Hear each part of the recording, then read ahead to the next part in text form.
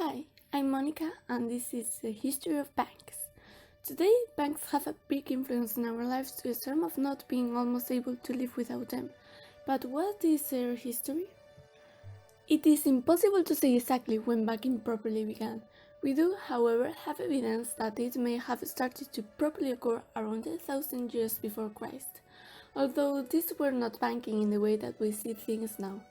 It was more recording keeping of trades that were being made.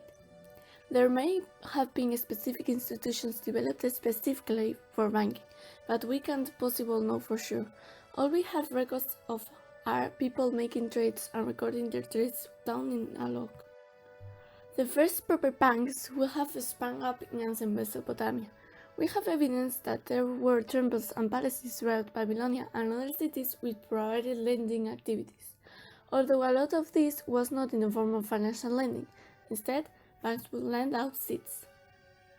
The idea is that by lending out seeds, farmers would have products that they could work with. When it came to harvest, farmers would pay back their seed loan for the harvest. There are also records of credits from around this time. In fact, we have a history of credit and other banking activities throughout Asia's civilization. The Temple of Artemis, for example, was a deposit for caste and there were records of debts held here. Banks really started to come into their own during the medieval period. Most of these banks were merchant banks, however. Again, this was a lot about crop loan and for financing expeditions across the Silk routes.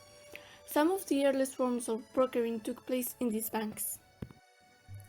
It is actually from around this time that bankruptcy started to spring up. The earliest banks were in Italy. Bankrupt comes from the word bancarrota in Italian. When a trade failed to deliver on their promised route, then they would have been declared bankrupt.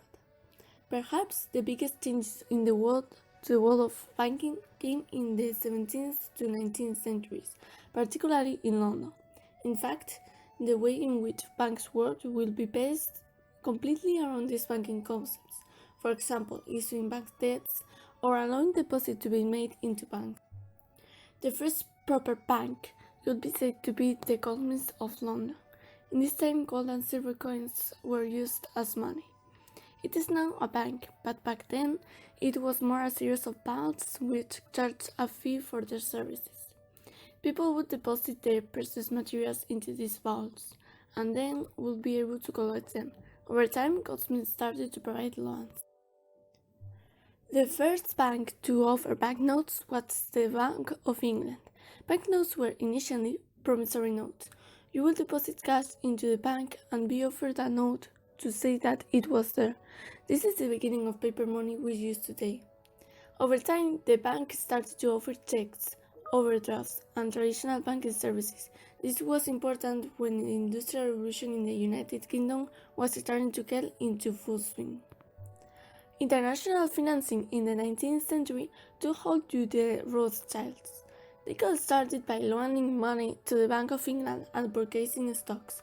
Over time, the Rothschild family, still the richest family in history, started to invest in multiple projects around the world and financing military frauds. They were also taking in deposits from people and creating new banks. It was in the 20th century when banks started to pop up in the way we know them properly. Post-Second World War, banks started to lend money to countries as a whole, and returning banks started to become a proper thing. In fact, a lot of the technology that was developed throughout the 20th century is still in use today. For example, the ATM system and the SWIFT payments. Also, they have introduced to our lives the bank cards, which makes the payment for goods and services even easier and more comfortable. As you can see, banks have accompanied the money throughout history, leaving it develop and improve our lives.